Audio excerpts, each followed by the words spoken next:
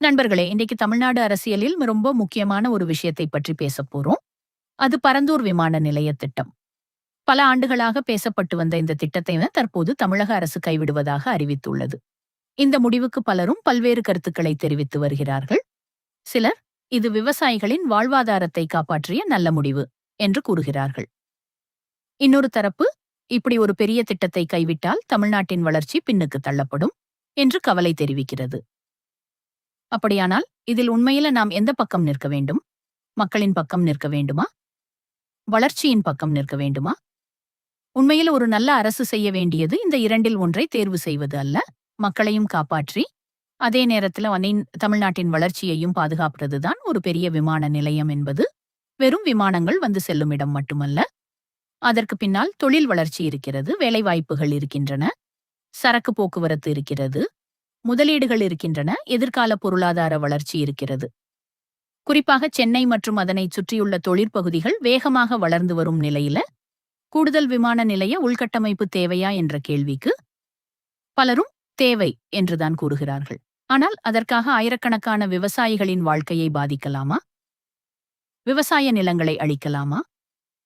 மக்களை அவர்களுடைய வாழ்விடங்களில் இருந்து அகற்றலாமா என்ற கேள்வியும் அதே அளவுக்கு முக்கியமானது. இங்கேதான் அரசின் திட்டமிடல் திறமை சோதிக்கப்படுகிறது. ஒரு திட்டத்தை எதிர்ப்பவர்கள் எல்லாம் வளர்ச்சிக்கு எதிரானவர்கள் இல்லை. அதேபோல ஒரு விமான நிலையம் வேண்டும் என்று கூறுபவர்கள் எல்லாம் விவசாயிகளுக்கு எதிரானவர்களும் இல்லை. உண்மையான பிரச்சனை என்னவென்றால் வளர்ச்சியை எந்த இடத்தில், எந்த முறையில், யாருக்கு பாதிப்பு இல்லாமல் கொண்டு வருவது என்பதுதான். பரந்தூரில் அந்த பாதிப்பு அதிகமாக இருக்கும் என்றால் மாற்று இடத்தை தேர்வு செய்வது ஒரு தீர்வாக இருக்கலாம். ஆனால் மாற்று இடம் என்று வெறுமனே சொல்லிவிட்டு பல ஆண்டுகள் கடந்துவிடக்கூடாது. அதுதான் மக்களின் மிகப்பெரிய கவலை. திமுக தற்போது இந்த முடிவு தமிழ்நாட்டின் வளர்ச்சிக்கு பின்னடைவு ஏற்படுத்தும் என்று கூறுகிறது. அவர்களுடைய கவலையையும் நாம் முற்றிலும் புறக்கணிக்க முடியாது. ஏனென்றால் ஒரு புதிய இடத்தை தேர்வு செய்வது, மீண்டும் ஆய்வு செய்வது, அனுமதிகள் பெறுவது, நிலம் கையகப்படுத்துவது, திட்டப்பணிகளை தொடங்குவது, இவை அனைத்தும் காலமெடுக்கும் விஷயங்கள். இன்றைக்கு ஒரு திட்டத்தை கைவிட்டுவிட்டு நாளை மற்றொரு திட்டம் உடனே உருவாகிவிடாது. அதனால்தான் பரந்தூரை கைவிடுகிறோம் என்ற அறிவிப்புடன் சேர்த்து புதிய விமான நிலையம் எங்கே, எப்போது, எந்த காலக்கெடுவுக்குள் உருவாகும் என்ற தெளிவான பதிலும் மக்களுக்கு கிடைக்க வேண்டும். மாற்றுத் திட்டம் வேகமாக செயல்படுத்தப்படாவிட்டால் மட்டுமே தமிழ்நாடு உண்மையில் பின்னடைவை சந்திக்கும் அபாயம் உள்ளது. அதே நேரத்தில் அரசியல் கட்சிகள் இந்த விஷயத்தை வெறும் அரசியல் வெற்றி, தோல்வியாக பார்க்காமல் இருக்க வேண்டும்.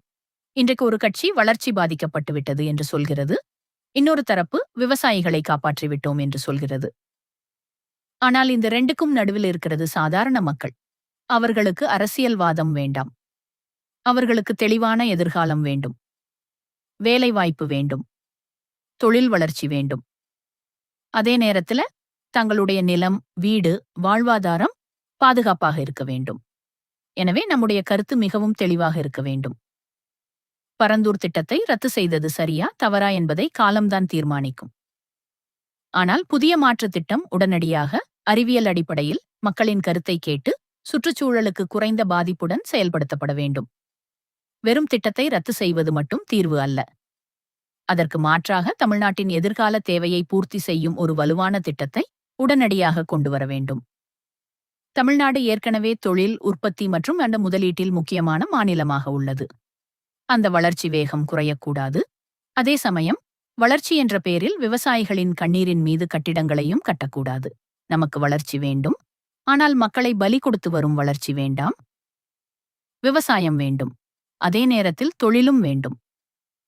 சுற்றுச்சூழல் பாதுகாப்பும் வேண்டும், அதே நேரத்தில் உலகத்தரமான உள்கட்டமைப்பும் வேண்டும்.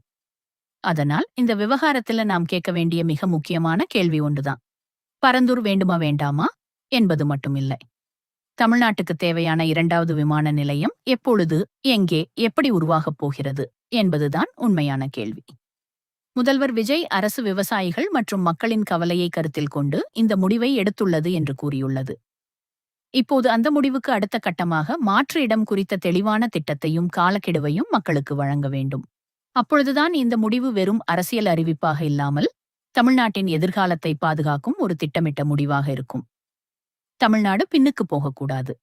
அதே நேரத்துல தமிழ்நாட்டு மக்களும் பின்னால் தள்ளப்படக்கூடாது. வளர்ச்சியும் வேண்டும், மக்களின் வாழ்வாதாரமும் வேண்டும், இந்த ரெண்டையும் சமநிலைப்படுத்தும் அரசியல்தான் தமிழ்நாட்டுக்கு இன்றைக்கு மிகவும் தேவை. பரந்தூர் விமான நிலைய திட்டம் ரத்து செய்யப்பட்டது, சரியா? விவசாய நிலங்களை காப்பாற்றுவது முக்கியமா அல்லது தமிழ்நாட்டின் வளர்ச்சிக்காக புதிய விமான நிலையம் அவசியமா? உங்கள் கருத்து என்ன? எஸ் ஆர் நோ என்னோடு மட்டும் இல்லாமல் ஏன் என்று கமெண்ட்ல சொல்லுங்கள்.